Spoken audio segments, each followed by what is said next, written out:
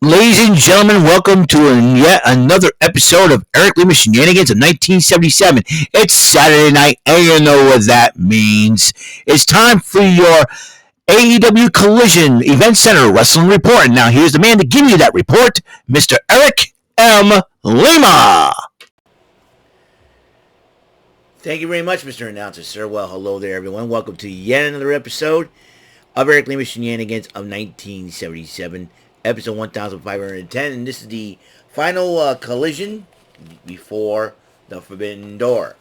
And this will be a 2-for-1 special. It will be the Shenanigan double feature. It will be all about AEW after I get done talking about what happened on Collision. We're going to give you picks and I'm going to give you the picks and predictions for AEW's Forbidden Door. That's right. And I got all the matches right here, not only on my phone, but on paper. I did make my picks and predictions for Rant and Rave, but I figured it would be the only way to get it to you guys. And sometimes my videos could be very blurry, and I would do them with the board, but I couldn't for fear of the videos to be blurry in this situation. So let's have some fun with this, shall we? Okay, we're talking about Collision to start off. Tag match. Orange Cassidy, who claims his world's falling apart. We'll get more on that. Again, with teaming up with Tomohiro Ishii versus the Mighty Don't Kneel Shane Haste and Robbie Eagles with casting Ishii winning the matchup. Then there's Hangman Adam Page's vignette. He's gone back to drinking. And I think the Elite has decided to suspend at Hangman Adam Page. And it seems to me that Hangman Adam Page is not like that. So, when Hangman Adam Page does return, I think the Elite is about had enough. I mean, he's about had enough of everything going on around here. He keeps getting screwed around by Swerve Strickland. Now the Elite wants to screw him. I think we're going to see a different Hangman Adam Page. One that I don't think anybody's going to like. And believe me, and you know what? It's the Young Bucks, the card-carrying members of the Beavis and Butthead fan club with that idiot Jack Perry who could pass himself off as Van Dreesen. He can grab himself a pair of glasses and get a guitar and sing about lesbian seagulls. And then you got that other idiot, Kazuchika Okada, the Rainmaker. Dude, trying to be the steward of the group, and he's trying to be funny and all that. Bro, do what you do best, and that is fight in the ring instead of hiding behind those two numbskulls. And I hope, and I personally hope, that the Young Bucks straighten them out real quick. So, I personally hope they get straightened out real quick. A little bit more on the Young Bucks.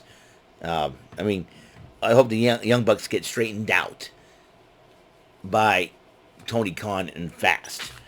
The Learning Tree decided to cut a promo, and then they decided to, Chris Jericho decided to have free full of knowledge, taking trips and all that.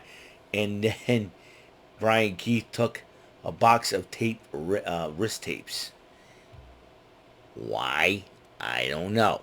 That's Jericho for you. Lady Frost took on Stephanie Vaquer, the New Japan Pro Wrestling Strong Women's Champion. Mercedes Moné arrives to scout the matchup. And Vaquer did win the matchup. But then Moné faces off against Vaquer after the matchup. But as Vaquer decided to walk away, Zeuxis attacked her from behind. And then as Moné fights back, Vaquer attacks Moné. So, so there's that deal. Meanwhile, Lexi Nair interviewed the Lucha Brothers about their trios matchup coming up against Los Ingobernables de Japan. Meanwhile, Teton and Hiromu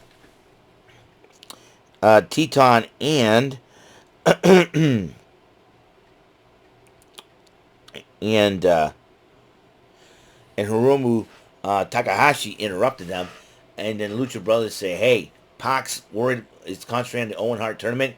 Well, we got Mystico." And then Hiromu Takahashi's freaking out and, oh my god, and all that. I'm only feigning it, and Teton was trying to calm him down. So you got that deal.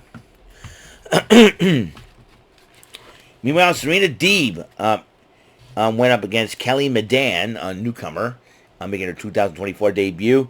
Deeb ended up winning the matchup and then dresses the Buffalo crowd. After the match, issued an open challenge, and Riho returns to answer the open challenge, but Deeb decided to walk away. When that match goes down, we don't know.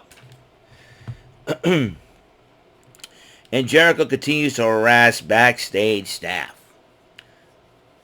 But then the learning tree continues to harass some staff until open the door, and Samoa Joe, Cook, and Katsuyori Shibata came out to beat him up and brawl with them. But as they were brawling to the ring, Jeff Cobb, who is now named their partner, attacked everybody on that team. Hook Shibata brawls with Joe, and he aligns himself as the teammate of Jericho and Big Bill for the Forbidden Door matchup. Lexi Nair interviews Orange Cassidy and say, "Hey, listen, my walls falling apart. Everybody's betraying me. Nobody respects me." And Zack Sabre says, "I respect you." And they say, "Yeah, that's why I decided to challenge you." So, and Orange Cassidy does not believe it, but we'll find out for sure. Hechicero went one-on-one with Kevin Blackwood. Hechicero wins by submission. Meanwhile, Lexi Nair interviews the Patriarchy, and they were talking about how they want to be the trio's champions. The Bang Bang Gang interrupts the Patriarchy, and Christian Cage said nothing afterwards. Then, then Matt Menard decided to join on commentary for the next match as the Battle of Buffalo. That's right, it is Daniel Garcia one-on-one with the Butcher. These two men fought it out. They fought their butts out in front of their families and friends and relatives. But Daniel Garcia did pick up the victory. But Daniel Garcia, like the sportsman that he is, helped up and told Butcher to get back in the ring. They both they shared a hug. They lifted up each other's wrists. What a great sportsmanship between both the Butcher and Daniel Garcia, and they went back to the locker room together. That's sportsmanship.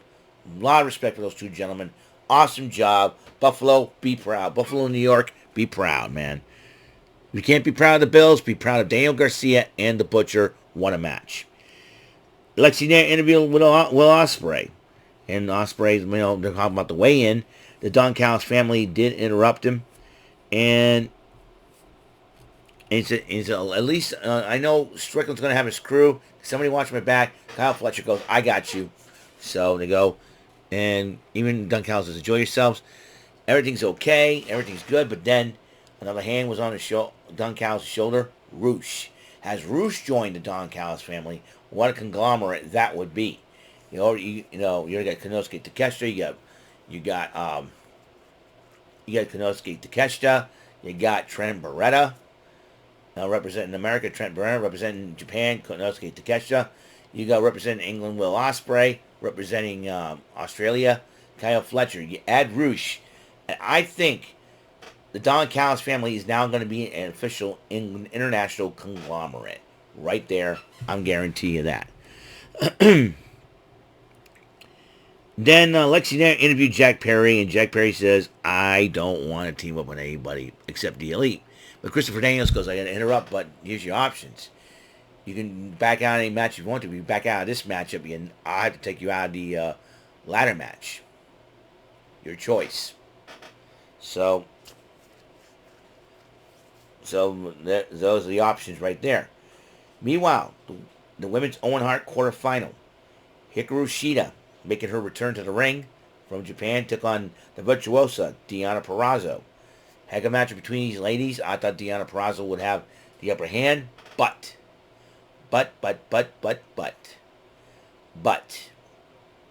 in the end, Shida ended up winning the matchup. But Purrazzo decided to attack Shida after the matchup until Thunder Rosa decided to stop Purrazzo. Jeff Jarrett addresses the Owen Hart tournament. Satnam Singh, Sanjay Dutt, Jay Lethal, and Karen Jarrett all address their support for him, and they decide, do it on your own, do it for Owen. Timeless Tony Storm addresses her title defense against the sexy Stardom sensation Mina Shirakawa at the Forbidden Door. And she is determined to retain her title at the Forbidden Door. Will that happen? We shall see. Trios matchup in one corner involving the six men fighting in the ladder match for the TNT title. Mark Briscoe, Dante Martin, Leo Rush versus Kadosuke Takeshita, El Fantasmo, and Jack Perry. Takeshita pick up the victory for his team. Dunkhouse joined on commentary for the matchup, but then Perry attacks his partners after the matchup, and everybody was brawling and everybody was laid out in that matchup. So finally, the world title weigh-in.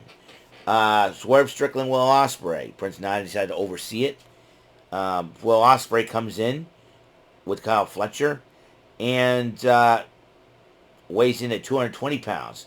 Swerve Strickland comes out with his entourage, weighs in at 230 pounds, so a 10-pound difference in this matchup.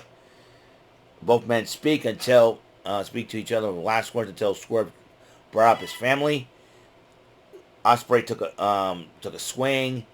All the entourages and security, they're trying to separate these two.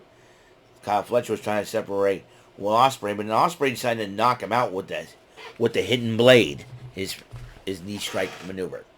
Well, I thought this was going to be a double feature, but I decided to keep it a single feature. So that is it. That's all the time we have on this show.